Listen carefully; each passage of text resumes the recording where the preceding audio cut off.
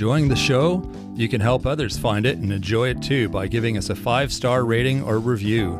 If you feel like reaching out to us with a question or comment, you can send us an email at mywifetherd@gmail.com. And don't forget to visit our website at mywifethedietitian.com, as well as our social media pages. We're on Facebook, Instagram, and YouTube. Enjoy the show. It's Rob and Sandra from My Wife the Dietitian, and this is Nutrition Nuggets. Hi, Rob. Hello, Sandra. Healthy cookware, 9 choices. Cookware, like frying pans and pots and pans and stuff. Yeah, this originates from a listener question. It does. We had a listener that's been with us for a long time, like almost from the beginning, and she sent us a message, which we love getting messages from listeners, so thank you for that.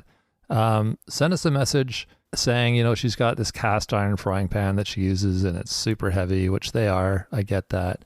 And wondered, what our thoughts were on cookware and what's good, what's bad, what she should be using, maybe just some ideas and our thoughts on that. So here we go. Yeah, we're going to discuss 9 options and starting with the non-stick. Which is the Teflon and the other versions of a coating that's been added to like a metal pan, right? Right. That's kind of what the non-stick is. And they're easy to clean and then nothing sticks, which is great and convenient and nice. They're really good when they work. And like day one, they're awesome. Mm-hmm. But yeah, they get kind of grungy eventually. And then the coating starts to fall off and that's not when it's not as good. Yeah. And then they're actually like unhealthy. Yeah. And that's true. So don't buy used or cheap or ones that are chipped. Yeah. Like don't use your metal like spatula in a Teflon pan because you're just going to destroy it. That's right. Yeah. And there's safety concerns with the nonstick or Teflon. If you turn your pan up really high heat, the fumes can be harmful. Oh, like it off gases. Mm-hmm. Oh, really? Yeah. Huh. Yeah, they can actually be really harmful to pet birds like parrots. I think that's like the canary in the coal mine kind of thing. Ha ha ha. I wonder how many people have pet birds. I'm just thinking of how they did that research. Like how many people would they have to contact to find out who has pet birds in a Teflon frying pan? Yes. I haven't actually looked at should I do, I could look, dig it up. Yeah, you brought it up. It's an interesting stat. And I was just thinking of how they would actually do that research. Okay, we need to talk to people who have parrots and Teflon frying pans who use your high heat. Everyone put their hand up. Good point. I don't know. I didn't read the research. Yeah. Anyway. So people with pet birds, is that what you said? They have some issues with Teflon frying pans? There's safety concerns if you use high heat with a non-stick pan. Yeah. And so you don't want to scratch or damage the pan. Number 2, cast iron. Really? Cast iron? Oh, of course, cast iron. Sorry, I had a different picture in my mind when you said that. Yeah, classic, old school cast iron frying pan. Yeah.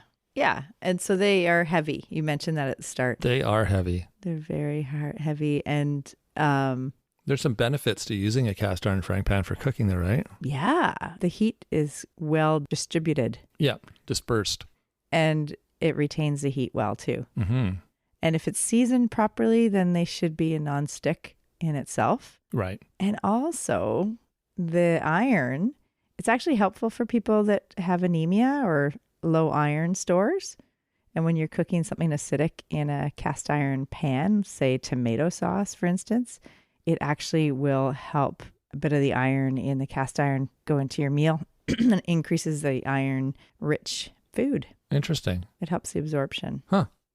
Okay, number 3 is stainless steel. Stainless steel. Yeah, okay. Yeah. And they tend to be really durable. They could be pretty pricey buying them new. Stainless steel stuff usually is. Yeah. But are they supposed to last forever or something? We've bought a lot of frying pans that are supposed to last forever. It's like the last frying pan you'll ever buy. And I'm tossing it out 6 months later. I know. It's funny. Yeah. Yeah, you're right. I know. That's a problem, eh? Meat tends to stick to the stainless steel ones. Right. So that's tricky, but vegetables usually don't, especially if you've got some sort of liquid in there with it, cooking with it. Mm-hmm. Yeah, I wonder why. Maybe there's certain frying pans you're supposed to use with certain things. We need to talk to like a chef, and then they'd know all these things. Yeah. Number 4 is copper. That's cool. Yeah. That'd be a cool looking frying pan. Yeah. The heat is conducted really well with copper, and they have a precise, consistent temperature. Pretty expensive, I would imagine. Yeah, exactly. I was reading that just as you said it. Expensive. Do you remember that bathtub we saw in this little town in Mexico when we were there a few years ago? And it was like a clawfoot tub, but it was all copper and hand hammered. It was beautiful, like just beautiful piece of art. And I talked to the guy in the store, and he said his family, it was like a family business that had been around for like 100 years, and they like mined their own copper or something and made all these cool things out of copper. Oh, and the so bathtub cool. was one of them, and it was gorgeous. It was beautiful. Yeah, I remember that. And the thing with copper too, when the elements react with it over time, it turns green. Which isn't great. I mean, it's not as attractive as when it's brand new, but it's kind of an interesting chemical reaction. Mm-hmm. And I think with the copper pans, the lined versions don't react. Yeah, you wouldn't want it to look like an old penny. Like that's not how you want to cook your food. No. This dirty old green Looks like thing. moldy, yeah. I know, right? It's true. Oh, but it's a copper frying pan. It's beautiful. Yeah, so probably they have a different coating on it or something. Probably Teflon. No, it's not. Lined.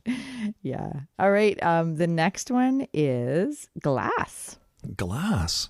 Mm-hmm. Well, I've seen glass pots, but I don't know if I've ever seen a glass frying pan. I think in the 80s, they were the Pyrex. They're pretty popular, I think. Your mom 80s, had 90s. some of those. That's where I've seen them. Yeah. Yeah, and you remember when you're like, if you're making craft dinner or you got water boiling. Oh, yeah, and you can see it. Yeah, it's really neat. That's true.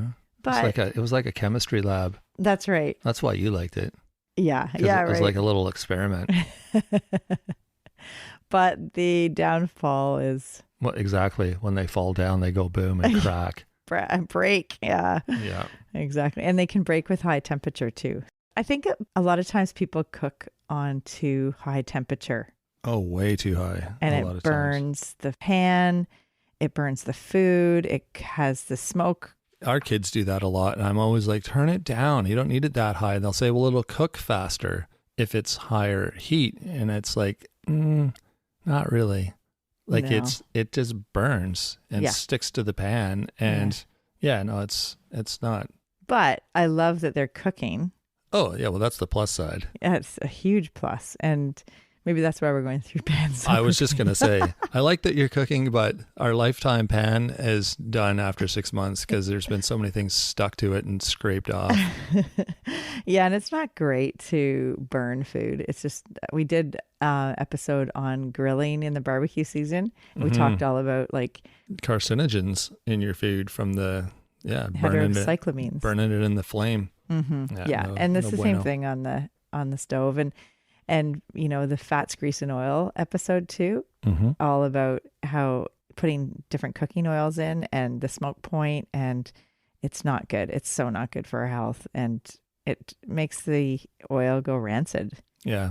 You know, a little trick I learned, and maybe this is something that everybody knows and it just took me a while to figure out, but if you put a lid on your frying pan when you're cooking, stuff doesn't stick. It doesn't burn. Do you know why? Well, it creates condensation. Yeah. Right? And then that condensation lubricates the pan and, you know, there you go. Plus it also cooks faster.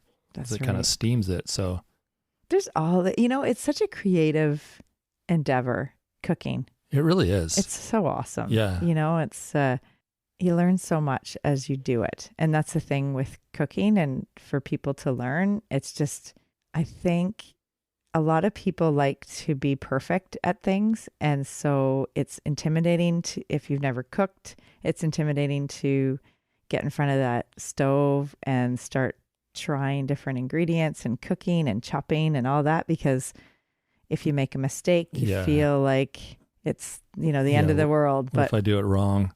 But really, it's so creative. It's like art. It's just flavors. Oh, yeah. I love playing in the kitchen. Mm-hmm. Yeah. Me too. Yeah. All right. We're almost at the last one here, Rob. What is the last one? is ceramic. Ceramic. Yeah. Oh, like those, what are those things called? The casserole dishes? That Oh, have the been- Corningware? Yeah, Oh, those things yeah, that have that's been around since like grandma's house. Yeah, right. They're like baking and roasting dishes.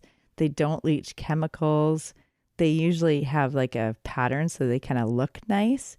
And it's nice because you can put that from the, Like the oven or you can put it from one hot place to another. yeah, exactly. Yeah, into the Don't oven. put it on your nice table though without a thing underneath it or your table will suffer. That's right. Because you have to redo tables. And then Rob has to fix it. Yeah. Yeah. We had a friend the one time. It was hilarious. He made fried bananas in the frying pan on the stove. He's a really good chef, cook, like hobby kind of cook. And he came over for dinner and he made this like awesome dessert stuff. He fried some bananas in the frying pan and they were all done. And he like grabbed them off like just in time. And then the frying pan was hot and he put it down on this big wooden cutting board we had. And it burned the cutting board. Like it left a mark on the cutting board. And he felt so bad. And I'm like, oh, that's super cool. Because now we got like I didn't care. It's a cutting board, whatever. And it adds character. well, totally. It looks super neat. I mean, it wasn't our And dining it's a room. story. It wasn't our dining room table. That might be a different story, but we got a pretty rustic dining room table, so maybe not. But yeah, it was a cool story, and it was like we're telling it right now, right? Yeah, yeah. And it's just a memory. Every time we see our cutting board, it's like, oh, yeah, I remember when we had those fried bananas, and Yeah, we'll have to mention to him to listen to this one. yeah, exactly. That's funny. And they were good too. Yeah. So there you go. You know what? There's 3 more to just mention. Oh, I had a question about the last one, the ceramic. Sure. Can you cook on your stove with those things? Like, can you use it like as a pot to like, I never really used them too much. I just saw them as like serving dishes, but I never saw how they were used for cooking. Yeah. And it's again the heat. Like if you have too high of a temperature, that's going to crack it. Oh, that's no good. Yeah. So Yeah. it's a matter of just not cooking with. So do you think someone would choose to cook with one of those versus a regular pot? Like, are there benefits to cooking with those? Well, the benefit is with some recipes or the way you cook is you're starting on the stove and then you put it into the oven and then it cooks for another hour. Where you can't do that with a pot. Yeah. Or you can't do that with a frying pan. True. or Yeah. whatever. Oh, gotcha. Okay. So like you think of a roasting pan. True. Yeah. Okay. So that's that kind of like you can make gravy and then, like, or you Oh, have the right. turkey and then you And then it can become your serving dish on the table too. You just take it out of the oven and put it make sure it's not on your cutting board, maybe. That's Be a right. good place for it. Yeah. That's funny, Rob. Oh my goodness. Well, maybe we'll keep the last 3 for another episode because it was like pressure cooker and the Oh, more like how slow to cook. cooker and the air fryer. Yeah. Let's just keep this as the type of cookware. We'll call this pots and pans. Okay. It's perfect. Remember when we got married, that's what you wanted. You're like, we really need pots and pans. Well, we were moving. We're all about pots we were and moving pans. away from our parents, and that's what I was mostly worried about because it's like, well, we don't have like that's one of the essential things that we need is pots and pans to cook. Right? Well, you wouldn't be wrong. That is correct. That's right. So, yeah, but I always think of that when I hear pots and pans. We need pots and pans. Right, so that's what we're going to call this episode. Sandra's Pots and Pans. That's Pots funny. and Pans for Sandra. There we go. All right. Well, hopefully that answered our listener's question. It definitely gave me some more information on cookware. So that's It's 6 choices. 6 choices. Yeah, we'll There you do go. 3 other ones in another episode. Yeah. So pros and cons to each, really. And it's kind of, there's no right and wrong. It's more of a how to use each one and where they shine and where they don't shine. So And where they fit in your toolbox of cookware. yeah, maybe the cast iron could fit in the gym too, right? Do some cast iron curls every morning. That's funny. Yeah, probably not the best one for flipping pancakes. Cast iron, right? True. Unless you got really big pipes. Oh, you get really big pipes from flipping pancakes with your cast iron. So there you go, some added benefits. Awesome. Anyway, hope you enjoyed this episode. And if you want to hear more, subscribe and like, and you can join us on our Facebook page, our Instagram page, our YouTube page, our website. Lots more information there on all sorts of things. That's mywifethedietitian.com. If you have questions or ideas for the show, or you just want to reach out and say hi, you can email us at mywifetherd@gmail.com. And don't forget to rate and review the show. We always appreciate when you can do that. It really helps keep the show moving forward and helps other people find it. So until next time, have a great week, everyone. Bye, Rob. Thanks for joining us today on My Wife the Dietitian. If you like what you heard, don't be shy. Leave us a comment or review, and be sure to share our podcast with your friends. If you'd like to hear more, hit that subscribe button. You can also follow us on our social media pages for updates, episode trailers, and other odds and ends. For more info and links on what we discussed on today's episode, check the show notes. We'll be back next week with another informative and fun-filled episode.